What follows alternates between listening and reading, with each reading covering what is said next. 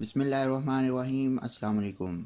जैसा कि पूरी दुनिया में एक वबा फैली हुई है कोरोना वायरस, इससे मुतल्लिक आप मुख्तलिफ बातें सुन रहे हैं। मजहबी तौर पर उलमा कराम आपको बता रहे हैं और गवर्नमेंट की तरफ से और माहिरीन की तरफ से आपको मुख्तलिफ एहतियाती तदाबीर भी बताई जा रही हैं।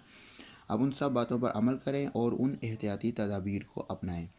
आज की वीडियो में मैं आपको उन ग़िज़ाओं के बारे में बताऊंगा जो कि आपके इम्यून सिस्टम को स्ट्रॉन्ग करते हैं।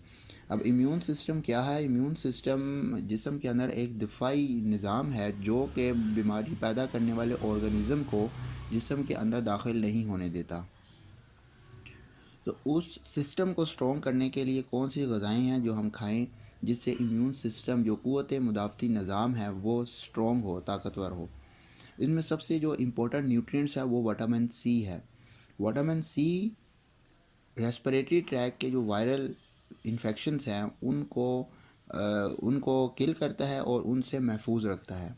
विटामिन सी के जो रिच सोर्सेज हैं वो हैं सिट्रस फ्रूट्स, लेमन, मोरिंगा, उसके अलावा आंवला, ब्रोकली, स्ट्रॉबेरीज़ और गावा।